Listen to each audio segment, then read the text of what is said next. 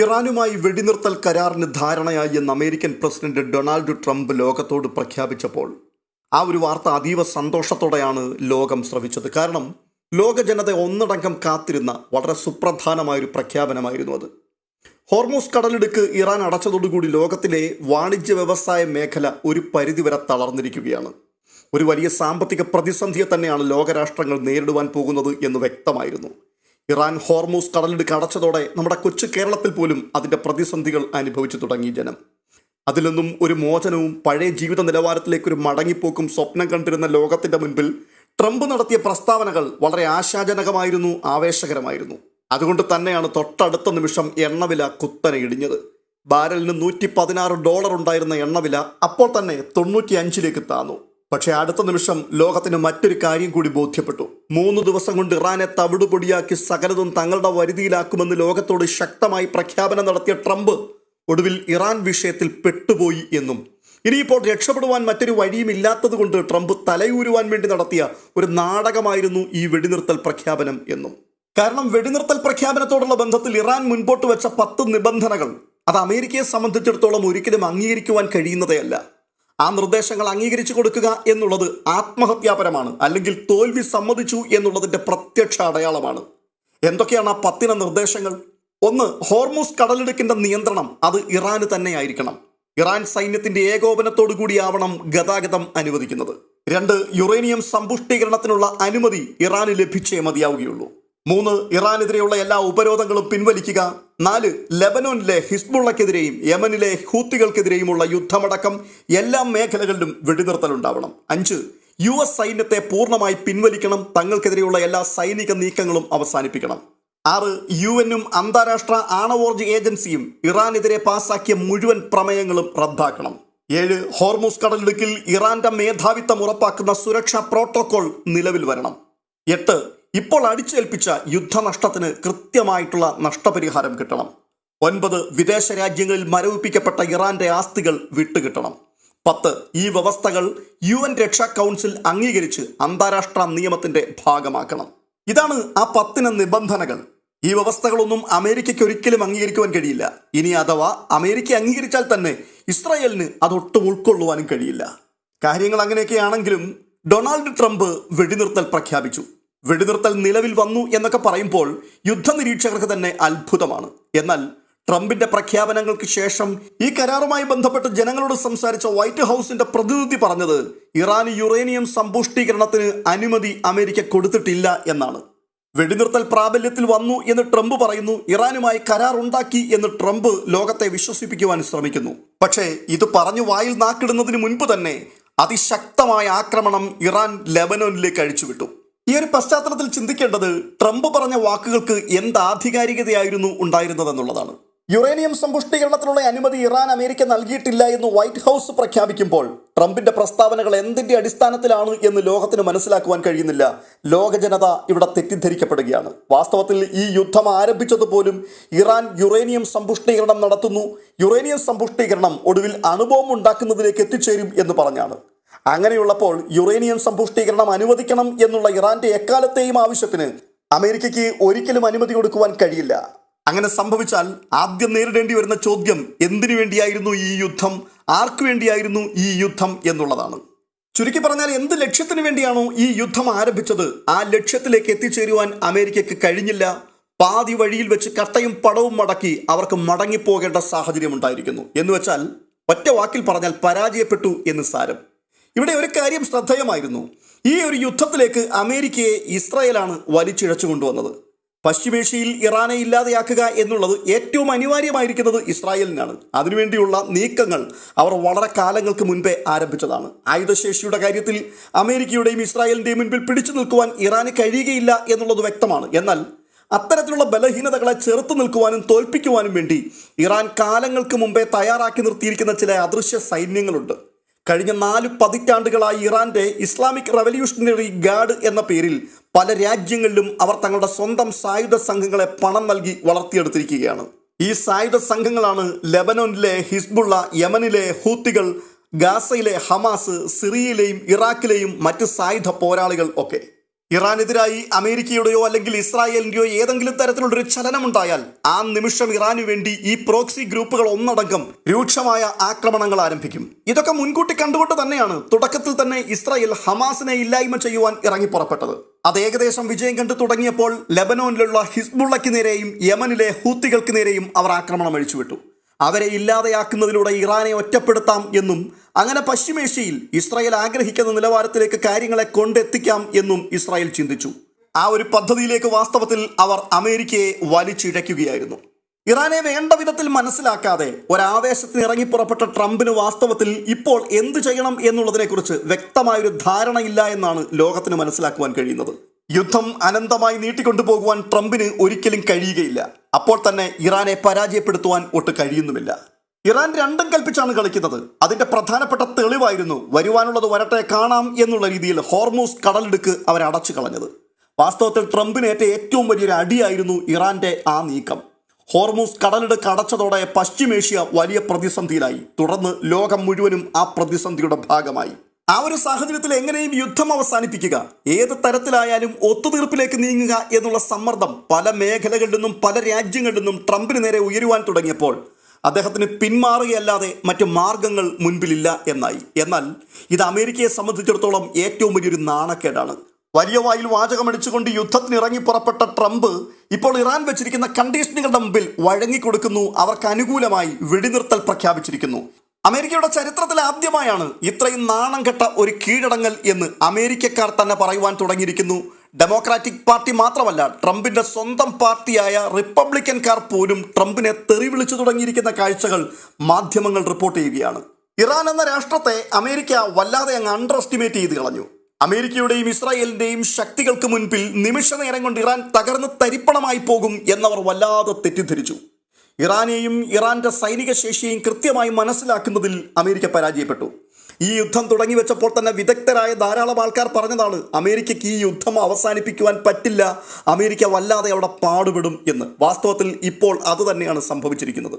അതിന്റെ പിൻപിലുള്ള യഥാർത്ഥ കാരണം ഇറാന്റെ ഭൂമിശാസ്ത്രപരമായ കിടപ്പും ഇറാനിയൻ റെജിമെന്റിന്റെ പ്രത്യേകതകളുമാണ്. 2003 ലോകത്തിലെ ഏറ്റവും വലിയ സൈനിക ശക്തിയായ അമേരിക്ക ഇറാന്റെ തൊട്ടയൽ രാജ്യമായി ഇറാഖിലേക്ക് കടന്നു കയറുകയും വെറും 20 ദിവസം കൊണ്ട് ഇറാഖിലെ സദ്ദാം ഹുസൈന്റെ വലിയ സാമ്രാജ്യത്തെ തകർത്തെറിഞ്ഞ് ഇറാഖിനെ കൈപ്പിടിയിലമർത്തി. ഇറാഖിന്റെ ലക്ഷക്കണക്കിന് സൈനികർ അമേരിക്കൻ മിസൈൽ ആക്രമണങ്ങൾക്ക് മുമ്പിൽ പിടിച്ചു നിൽക്കുവാൻ കഴിയാതെ ചിതറി ഓടുകയും ഈയാംപാറ്റകളെ പോലെ കരിഞ്ഞു വീഴുകയും ചെയ്യുന്ന കാഴ്ച ലോകം കണ്ടു.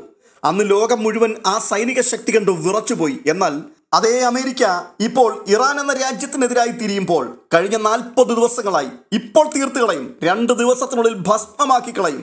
ഇറാൻ തീർന്നു, ഇനി അവർക്ക് ഒരു ഉയർത്തെഴുന്നേൽപ്പില്ല. പുരാതന ചരിത്രമുറങ്ങുന്ന രാഷ്ട്രം നിർമൂലമായി പോകുവാൻ മണിക്കൂറുകൾ മാത്രം ബാക്കി. ഇങ്ങനെയൊക്കെയുള്ള തള്ളി മറിക്കലുകളായിരുന്നു നടത്തിക്കൊണ്ടിരുന്നത്. പക്ഷേ എല്ലാം കുടം കമഴ്ത്തി വെച്ച് വെള്ളം ഒഴിച്ചതുപോലെ മാത്രമായി പോയി. എന്നാൽ ഇതേ സമയത്ത് ഇറാന്റെ തെരുവിലേക്ക് നോക്കുമ്പോൾ ലക്ഷക്കണക്കിന് ജനങ്ങൾ ഒരുമിച്ച് ചേർന്ന് ഇറാന്റെ പ്രസിഡന്റ് ഉൾപ്പെടെയുള്ളവർ തെരുവിലിറങ്ങി വിജയാഹ്ലാദത്തോടുകൂടി നൃത്തം വെക്കുന്ന കാഴ്ചയാണ് കാണുന്നത്. ഇത് താൽക്കാലികമായ ഒരു വെടിനിർത്തൽ മാത്രമെന്നാണ് ട്രംപ് പ്രഖ്യാപിച്ചിരിക്കുന്നത് എങ്കിലും ലോകത്തിന് മനസ്സിലാകുന്നുണ്ട് വല്ലവിധേനയും യുദ്ധമൊന്ന് അവസാനിപ്പിച്ച് രക്ഷപ്പെടുവാൻ വേണ്ടിയുള്ള ട്രംപിന്റെ പെടാപ്പാടുകളാണ് എന്നുള്ളത്. അതെ, ട്രംപ് ഈ യുദ്ധത്തിൽ നിന്നും പിന്മാറുകയാണ്.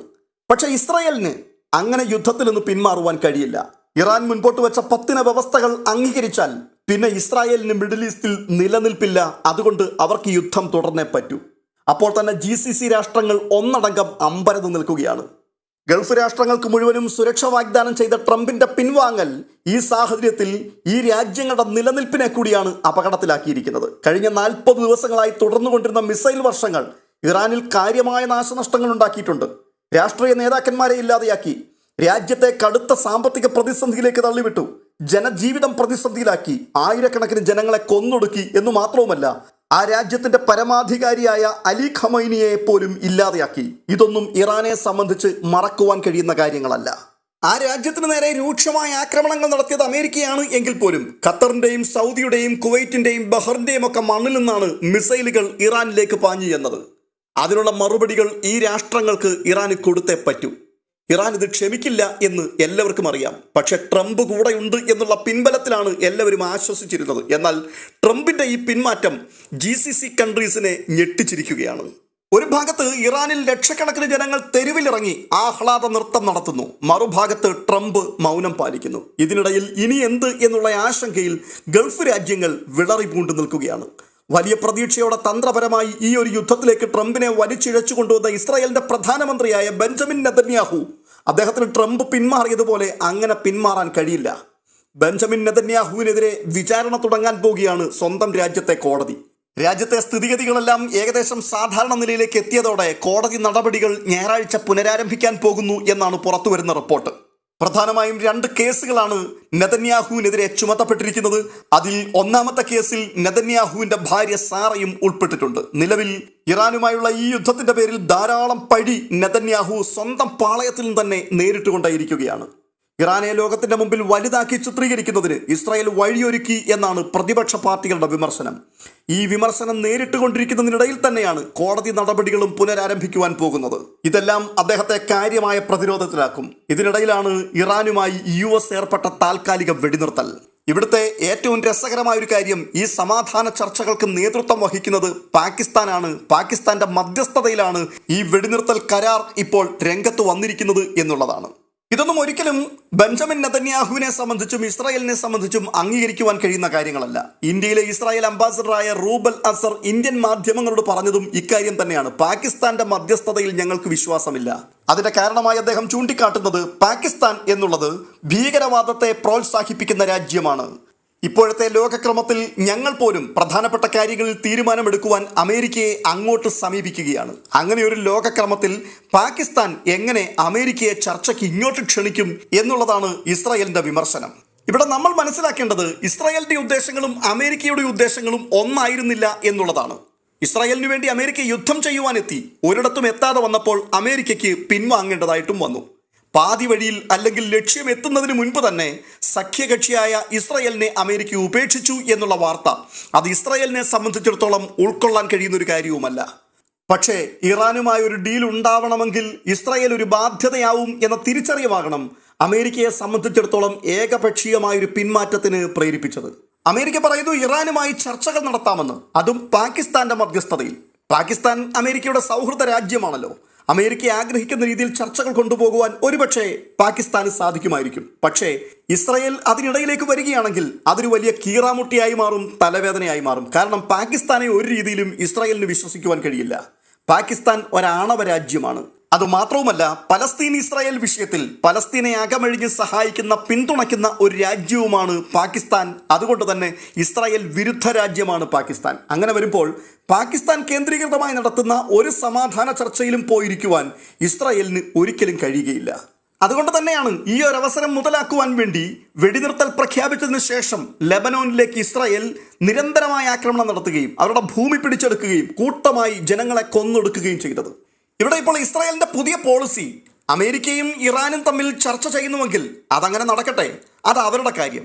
ഞങ്ങൾ അമേരിക്കയുടെ പൂർണ്ണ നിയന്ത്രണത്തിലല്ല, ഞങ്ങൾക്ക് ഞങ്ങളുടേതായിട്ടുള്ള കാഴ്ചപ്പാടുകളുണ്ട്, രാജ്യസുരക്ഷയോടുള്ള ബന്ധത്തിൽ ഞങ്ങൾക്ക് ഞങ്ങളുടേതായിട്ടുള്ള അഭിപ്രായങ്ങളുണ്ട്. അതുകൊണ്ട് ഒറ്റയ്ക്കായാലും ഞങ്ങൾ യുദ്ധം തുടർന്നുകൊണ്ടേയിരിക്കും. നിലവിൽ വടക്കൻ ഇസ്രായേൽ അനുഭവിക്കുന്ന സുരക്ഷാ ഭീഷണി അവസാനിപ്പിക്കണമെങ്കിൽ ഹിസ്ബുള്ളയുടെ ചിറകുകൾ അരിഞ്ഞേ പറ്റൂ എന്ന് ഇസ്രായേലിന് നന്നായിട്ടറിയാം. അതുകൊണ്ട് തന്നെ ഇവിടെ ഇപ്പോൾ ഇങ്ങനെ ഒരു വെടിനിർത്തൽ കരാർ വന്നതോടുകൂടി ഇറാൻ ദുർബലമാവുകയാണ്. അതെ, അവർക്ക് ആക്രമണം ഉപേക്ഷിക്കേണ്ടി വരും. യുദ്ധ ഉടമ്പടിയിലൂടെ അവർക്ക് സമാധാനത്തിലേക്ക് ചുവടുകൾ വെക്കേണ്ടി വരും. അപ്പോൾ ഇറാന് നേരിട്ട് ഹിസ്ബുള്ളയെ സഹായിക്കുവാൻ കഴിയില്ല. ആ അന്തരീക്ഷം പ്രയോജനപ്പെടുത്തി ഹിസ്ബുള്ളയെ പരമാവധി തകർക്കുവാനുള്ള ശ്രമം കൂടിയാണ് ഇസ്രായേൽ പദ്ധതിയിട്ടിരിക്കുന്നത്. അതുകൊണ്ടാണ് ഒരു വശത്ത് സമാധാന ചർച്ചകൾ നടക്കുമ്പോഴും മറുവശത്ത് ഇസ്രായേൽ അതിശക്തമായ ആക്രമണങ്ങൾ തുടരുന്നത്. ഇറാനെ സമ്പൂർണ്ണമായി നശിപ്പിക്കുന്നതുവരെ എന്തുകൊണ്ട് അമേരിക്ക യുദ്ധത്തിൽ തുടർന്നില്ല എന്നുള്ളൊരു ചോദ്യം ഇസ്രായേലിന്റെ ഉള്ളിൽ നിന്നും മുഴങ്ങി കേൾക്കുവാൻ തുടങ്ങി. പ്രത്യേകിച്ച് ബെഞ്ചമിൻ നെതന്യാഹുവിന്റെ രാഷ്ട്രീയ നിലനിൽപ്പ് തന്നെ യുദ്ധം തുടരുന്നതിന്റെ അടിസ്ഥാനത്തിലായിരിക്കും നിലനിൽക്കുക. യുദ്ധം അവസാനിച്ചു കഴിഞ്ഞാൽ അദ്ദേഹത്തിനെതിരെയുള്ള കേസുകൾ പൊങ്ങി വരുവാൻ തുടങ്ങും, വിചാരണ നേരിടേണ്ടി വരും. അടുത്ത തിരഞ്ഞെടുപ്പിൽ അദ്ദേഹത്തിന് ഒരുപക്ഷെ വിജയിച്ചു മുൻപോട്ട് കയറി വരുവാൻ കഴിഞ്ഞു എന്ന് വരില്ല. അതുകൊണ്ട് തന്നെ നെതന്യാഹുവിനെ സംബന്ധിച്ചിടത്തോളം വിജയമല്ലാതെ മറ്റൊന്നും മുൻപിലില്ല. പക്ഷേ അത് എപ്പോൾ എന്നുള്ള ചോദ്യമാണ് വെളിപ്പെടുന്നത്. സമ്പൂർണമായൊരു വിജയം ഇതുവരെയും സാധ്യമായിട്ടില്ല. ഇറാനിൽ കനത്ത പ്രഹരങ്ങൾ ഏൽപ്പിക്കുവാൻ കഴിഞ്ഞിട്ടുണ്ട്, നാശനഷ്ടങ്ങൾ ഒട്ടനവധി ഉണ്ടായിട്ടുണ്ട്. പക്ഷേ സമ്പൂർണമായി യുദ്ധവിജയം എന്ന ഇസ്രായേലിന്റെ ആഗ്രഹം അത് ഹമാസിന്റെ മേൽ പോലും പൂർണ്ണമായി നടന്നില്ല എന്നുള്ളത് നാം ഓർക്കണം. ഹിസ്ബുള്ള ഇപ്പോഴും സജീവമായി നിലനിൽക്കുകയും പൊരുതുകയും ചെയ്യുന്നുണ്ട്. യുദ്ധലക്ഷ്യങ്ങൾ ഒന്നും നേടുവാൻ കഴിയാതെ ഇസ്രായേലിന് പരാജിതരായി പിന്മാറേണ്ടി വരുന്നൊരു സാഹചര്യമുണ്ടായാൽ അത് വൻ വിവാദങ്ങൾക്കായിരിക്കും തിരികൊളുത്തുവാൻ പോവുക. ഇറാന്റെ ബാലിസ്റ്റിക് മിസൈൽ പദ്ധതിയും ആണവ സമ്പുഷ്ടീകരണവും അവസാനിപ്പിക്കുമെന്ന് വീമ്പ് പറഞ്ഞിടത്ത് ഇസ്രായേലിന് ഒന്നും ചെയ്യാൻ പറ്റാത്തൊരവസ്ഥയാണ് ഇപ്പോൾ അവസാനം കാണുവാൻ കഴിയുന്നത്. വെടിനിർത്തൽ ചർച്ചയിൽ പോലും ഇസ്രായേലിന് ഇടം കിട്ടിയില്ല എന്നുകൂടി മനസ്സിലാക്കുന്നിടത്താണ് കാര്യങ്ങൾ എവിടെ എത്തി നിൽക്കുന്നു എന്നുള്ളത് നാം തിരിച്ചറിയുന്നത്. ബെഞ്ചമിൻ നെതന്യാഹു ആഗ്രഹിച്ചു തുടങ്ങിവെച്ച ഈ യുദ്ധം അത് വളരെ മുൻപോട്ട് കൊണ്ടുപോകുവാൻ കഴിഞ്ഞു. അമേരിക്കയെ യുദ്ധക്കളത്തിലേക്ക് വലിച്ചിറക്കുന്നതിനും ഇസ്രായേൽ വിജയിച്ചു. അതിലൊക്കെ ഒരു പരിധിവരെ ക്രെഡിറ്റ് ഇസ്രായേൽ ജനത ബെഞ്ചമിൻ നെതന്യാഹുവിന് തന്നെ നൽകും. പക്ഷേ അദ്ദേഹം ഉദ്ദേശിക്കുന്ന ഇടത്ത് ഇതിനെ പിടിച്ചു കെട്ടുവാൻ കഴിഞ്ഞില്ല എങ്കിൽ അദ്ദേഹത്തിന്റെ ഭാവി തന്നെ തുലാസിലാകും എന്നുള്ള കാര്യവും ഏറെക്കുറെ ഉറപ്പാണ്. ഇവിടെ ആവർത്തിച്ച് പറയേണ്ട ഒരു കാര്യം അത് ഇസ്രായേലിന് സമാധാന ചർച്ചയുടെ മേശയിൽ ഒരിടം കിട്ടിയില്ല എന്നുള്ളത് തന്നെയാണ്. ഇസ്രായേലും അമേരിക്കയും ചേർന്നാണ് ഇറാനെ ആക്രമിച്ചത്. അങ്ങനെയുള്ളപ്പോൾ അമേരിക്ക ഒറ്റയ്ക്കല്ല ചർച്ച നടത്തേണ്ടത്. പാകിസ്ഥാന്റെ മധ്യസ്ഥത ഇസ്രായേലിന് സ്വീകാര്യമല്ല എങ്കിൽ അവർക്ക് സ്വീകാര്യമായ മറ്റൊരു രാജ്യത്തിന്റെ മധ്യസ്ഥത മുൻപോട്ട് വെക്കാം. എന്നാൽ ഇസ്രായേലിന്റെ ഒരു വാക്കുകളും ഇപ്പോൾ ഈ സമാധാന ചർച്ചയുടെ ഒരു റൗണ്ടിലും അമേരിക്ക ചെവിക്കൊണ്ടില്ല എന്ന് മാത്രവുമല്ല, ഇസ്രായേലിന്റെ സുരക്ഷയും അമേരിക്ക ഇപ്പോൾ കാര്യമായി പരിഗണിക്കുന്നില്ല എന്ന രീതിയിലേക്ക് കാര്യങ്ങൾ എത്തിച്ചേർന്നിരിക്കുന്നു. യുറേനിയം സമ്പുഷ്ടീകരണത്തിന് ഇറാന് അമേരിക്ക വീണ്ടും അനുമതി നൽകുകയാണ് എങ്കിൽ ഇറാൻ ഉറപ്പായും ആണവായുധം നിർമ്മിക്കും. പ്രത്യേകിച്ച് ഈ യുദ്ധത്തിന്റെ പശ്ചാത്തലത്തിൽ ആണവായുധം അവർ നിർമ്മിക്കുകയാണെങ്കിൽ തീർച്ചയായും അവരത് ഉപയോഗിച്ചിരിക്കും. അത് ഉപയോഗിക്കുകയാണെങ്കിൽ അതാദ്യം ഇസ്രായേലിനെതിരെ തന്നെയായിരിക്കും ഉപയോഗിക്കുക. അങ്ങനെ സംഭവിച്ചാൽ ഇസ്രായേൽ എന്ന ചെറിയ രാജ്യത്തിന്റെ സമ്പൂർണ്ണ നാശമായിരിക്കും അതോടുകൂടി ഉണ്ടാവുക. ഇത് ഇസ്രായേലിന് നന്നായിട്ടറിയാം. അതുകൊണ്ട് തന്നെ ആണവ വിഷയത്തിൽ അന്തിമമായൊരു തീരുമാനം ഉണ്ടാകണം. അത് ചർച്ച കൊണ്ട് നടക്കില്ല. ഇത് ഇസ്രായേലിന് നന്നായിട്ടറിയാം. അതുകൊണ്ടാണ് അമേരിക്കയെ കൂട്ടുപിടിച്ചുകൊണ്ട് അവർ ആക്രമിക്കുവാൻ തയ്യാറായത്. ഇറാന്റെ മേൽ സമ്പൂർണ്ണമായൊരു വിജയം അമേരിക്കയുടെ സാന്നിധ്യത്തോടു കൂടി നടത്തി. ഒടുവിൽ ഇറാൻ പൂർണ്ണമായി കീഴടങ്ങുന്നതിലേക്ക് കാര്യങ്ങൾ കൊണ്ടുവന്നെത്തിച്ച് നിർത്തുവാൻ കഴിയുമെന്ന് ഇസ്രായേൽ പ്രതീക്ഷിച്ചു. പക്ഷേ അത് നടന്നില്ല. അത് നടക്കാതെ വരുമ്പോൾ അതിനെ യുദ്ധപരാജയം എന്ന് തന്നെയാണ് പറയുന്നത്. യുദ്ധത്തിൽ ഒരു രാജ്യം പരാജയപ്പെട്ടു എന്ന് പറഞ്ഞാൽ, അല്ലെങ്കിൽ ഇസ്രായേൽ പരാജയപ്പെട്ടു എന്ന് പറഞ്ഞാൽ ഇസ്രായേൽ പൂർണ്ണമായി നശിച്ചു എന്നൊന്നും അതിൻ്റെ അർത്ഥമില്ല. ഇസ്രായേലിന്റെ ഉദ്ദേശ ലക്ഷ്യങ്ങൾ നിറവേറിയില്ല. പ്രതീക്ഷയ്ക്കിടത്തേക്ക് കാര്യങ്ങൾ കൊണ്ടെത്തിക്കുവാൻ അവർക്ക് കഴിഞ്ഞില്ല. മാത്രവുമല്ല, ഒടുവിൽ ഇറാന്റെ കണ്ടീഷനുകൾക്ക് മുൻപിൽ അമേരിക്കയ്ക്ക് കീഴടങ്ങേണ്ടതായും വരുന്നു. ഇവിടെയാണ് ഇറാന്റെ വിജയവും അമേരിക്കയുടെയും ഇസ്രായേലിന്റെയും പരാജയവും തുറന്നു കാട്ടപ്പെടുന്നത്.